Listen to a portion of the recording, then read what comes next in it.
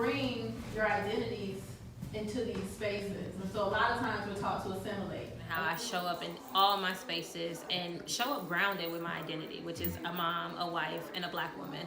I think nowadays, where we're seeing more progressive women running for office, more women of color running for office, we also are seeing like a lot of our administration like attacking females. There was really this idea that keep your head down, study hard, make good grades, don't get into trouble, and you can only be a doctor or a lawyer. And then they said, well, I guess at the very worst you could be a pharmacist or an engineer. And I didn't want to be any of those things. I decided to run because there's such an absence of diverse voices at our state capitol. And I come from a unique background in understanding what it was like to grow up in an immigrant, bicultural, bilingual household in the South.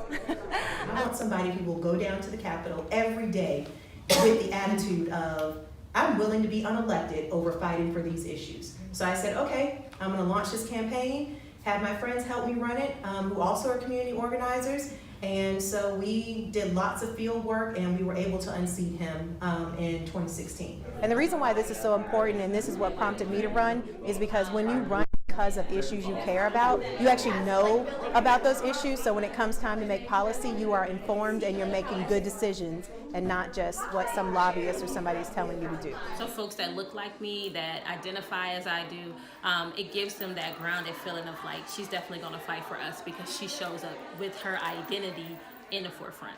So for me, watching my community not understand the power of our voices, and also recognizing that power structures are not going to invite us in unless there are people who can represent adequately the nuances and the issues that we understand.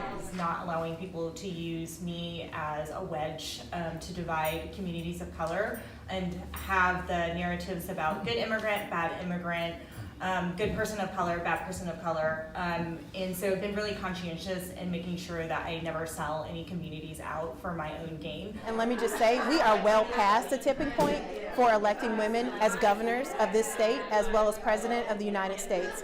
You look no further than the 2018 election. Stacey Abrams had the votes and the energy to capture the gubernatorial office, but because of repeated voter suppression and voter disenfranchisement, kicking folks off of the rolls, a lot of people who wanted to make their voice heard could not make their voice heard. To say that we want leaders, women leaders specifically, to lead us, and they're ready.